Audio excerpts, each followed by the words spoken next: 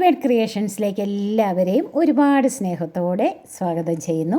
ഇന്ന് നമ്മൾ തയ്യാറാക്കുന്നത് വായിലിട്ടാൽ അലിഞ്ഞു പോകുന്ന അത്ര സോഫ്റ്റ് ആയിട്ടുള്ള ഒരു ഇലയടയാണ്. കണ്ടില്ലേ, കാണുമ്പോൾ തന്നെ നമുക്ക് മനസ്സിലാകും ഇത് എത്രമാത്രം സോഫ്റ്റാണ്. നല്ല സോഫ്റ്റായിട്ടുള്ള നല്ല മയമുള്ള അപാര രുചിയുള്ളൊരു ഇലയടയാണ് നമ്മളിന്ന് തയ്യാറാക്കുന്നത്.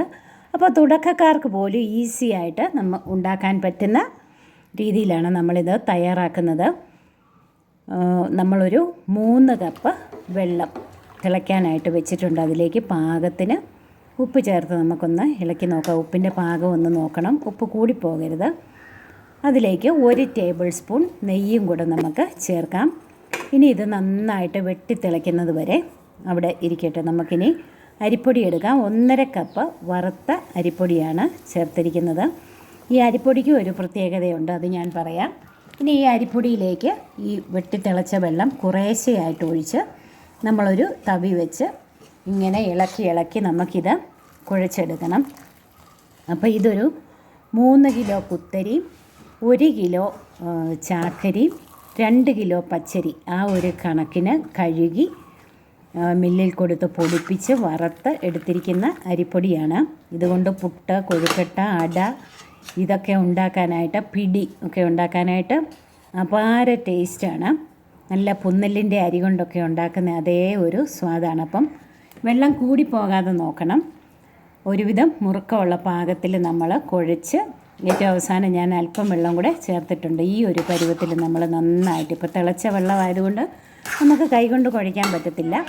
അപ്പം ഇങ്ങനെ സ്റ്റീൽ തവിയോ തടിത്തവിയോ വല്ലതും വെച്ച് ഇതുപോലെ ഒന്ന് മിക്സ് ചെയ്ത് നമുക്കിത് ചൂടാറുന്നതിനായിട്ട് കുറച്ച് സമയം നമുക്കിതൊന്ന് മൂടി വയ്ക്കാം. ആ സമയത്ത് നമുക്കിതിൻ്റെ ഫില്ലിങ് തയ്യാറാക്കാം. ഏകദേശം ഒരു 3/4 കപ്പോളം ശർക്കര ചീകിയത് ഞാനൊരു പാനിലേക്ക് ചേർത്ത് കൊടുക്കുന്നുണ്ട്. ഇതിലേക്കൊരു 3-4 ടേബിൾ സ്പൂൺ വെള്ളം മാത്രം ചേർത്താൽ മതി. ശർക്കരയൊന്ന് ഉരുകാനായിട്ട്, മെൽറ്റാകാനായിട്ട് മാത്രമുള്ള വെള്ളം ചേർത്ത് നമുക്കിതൊന്ന് ഉരുക്കിയെടുക്കാം. അപ്പം നന്നായിട്ട് പതഞ്ഞ് വന്നിട്ടുണ്ട്. നമുക്കിത് കല്ലും മണ്ണുമൊക്കെയുള്ള ശർക്കരയാണെങ്കിൽ ഒന്ന് അരിച്ചെടുത്ത് അതേ പാനിലേക്ക് നമുക്ക് ചേർക്കാം.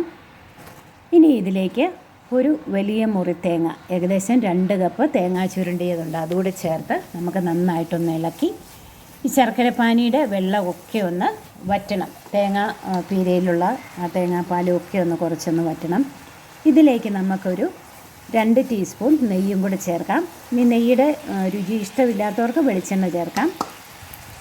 അതിലേക്ക് 1 ടീസ്പൂൺ ഏലക്കാപ്പൊടി, 1 ടീസ്പൂൺ ജീരകം വറുത്ത് പൊടിച്ചത്, പൊടികളും കൂടെ ചേർത്ത് നന്നായിട്ടൊന്ന് ഇളക്കി ഇതിലെ ജലാംശം കുറച്ചുകൂടി ഒന്ന് മാറി, ഒരുപാടങ്ങ് മുറുകിപ്പോകരുത്, ഒട്ടുന്ന പരുവമൊന്നും ആകരുത്. അതിന് മുമ്പ് നമ്മൾ വാങ്ങി ഒരു വലിയ പ്ലേറ്റിലേക്ക് നമുക്കിത് നിരത്തി തണുക്കുന്നതിനായിട്ട് മാറ്റി വയ്ക്കാം. നന്നായിട്ടൊന്ന് ലെവൽ ചെയ്ത് നിരത്തി ഇതുപോലെ വയ്ക്കാം.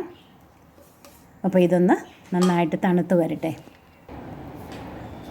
ഇലയെല്ലാം എടുത്ത് ക്ലീൻ ചെയ്ത് വെച്ചിട്ടുണ്ട്, വാഴയില. അപ്പം നമ്മൾ കുഴച്ച് വെച്ചിരുന്ന മാവ് എടുത്തിട്ടുണ്ട്. അതിൻ്റെ ചൂടൊക്കെ ഒന്ന് മാറി വീണ്ടും തവി കൊണ്ട് ഒന്നുകൂടെ ഒന്ന് യോജിപ്പിച്ച് കൈ കൊണ്ട് നന്നായിട്ട് നമുക്ക് ഒരു 2 മിനിറ്റ് കൂടെ ഒന്ന് മയമായിട്ടിത് കുഴച്ചെടുക്കണം. കയ്യിൽ ഒട്ടുന്ന പരുവമൊന്നും അല്ല, അതാണ് അതിൻ്റെ ഒരു പരുവം.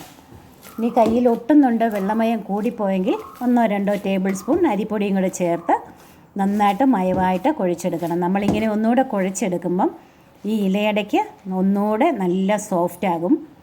അപ്പോൾ ഇതുപോലെ ഓരോ വലിയ ഉരുളയായിട്ട് നമ്മൾ ഇതുപോലെ ഉരുട്ടി നമുക്ക് എടുക്കാം. ഞാൻ ഒരു 10 ഉരുളയാക്കി എടുത്തിട്ടുണ്ട്. ഒരുവിധം വലിയ ഉരുളയാണ്.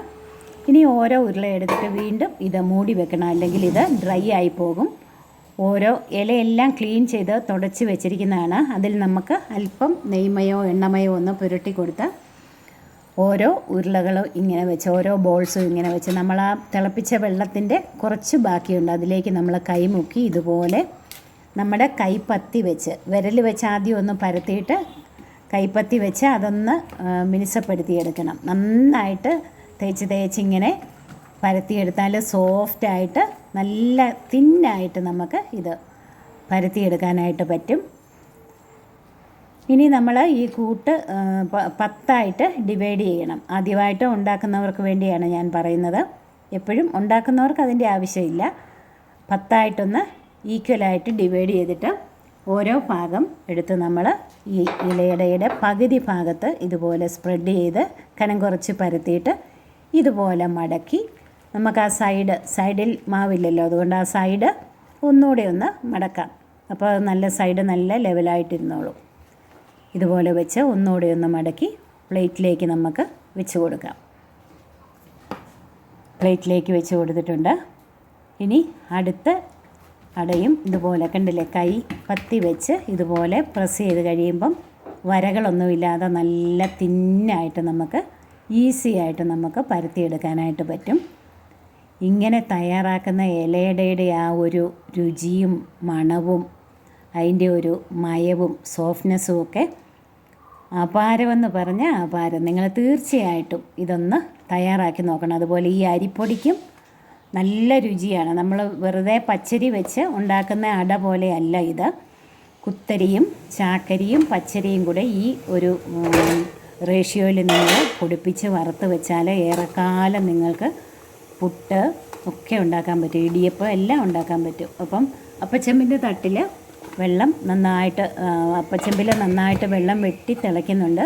അപ്പോൾ അതിൻ്റെ തട്ടിലേക്കൊരു 3-4 അട വെച്ച് ഒരു 15-20 മിനിറ്റ് നമുക്ക് നന്നായിട്ട് വേവിച്ചെടുക്കണം. ഒരു 10 മിനിറ്റ് കഴിയുമ്പം മറ്റേ സൈഡൂടെ ഒന്ന് തിരിച്ചിട്ട് കൊടുക്കണം. അപ്പോൾ 2 സൈഡും ഒരുപോലെ വെന്ത് കിട്ടും.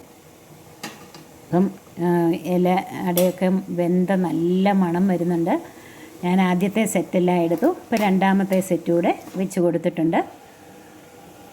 അപ്പോൾ കണ്ടില്ലേ, നല്ല ഇലയട. ഈ വിഷുവിന് നിങ്ങൾ തീർച്ചയായിട്ടും ഇങ്ങനെ അരി പൊടിച്ച് വറുത്ത് ഇതുപോലെ നിങ്ങൾ അടയൊന്നുണ്ടാക്കിയിട്ട് നിങ്ങളുടെ അഭിപ്രായം പറയണം. അപ്പം നിങ്ങൾക്ക് മനസ്സിലാകും, ഇതിൻ്റെ രുചിയൊക്കെ മനസ്സിലാകും. നമ്മൾ പച്ചരി വെച്ച് ഉണ്ടാക്കുന്ന അട പോലെയല്ല, ഇതൊരുപാട് ഹെൽത്തിയുമാണ്. അപ്പോൾ ഒന്ന് ട്രൈ ചെയ്ത് നോക്കണേ. Thank you.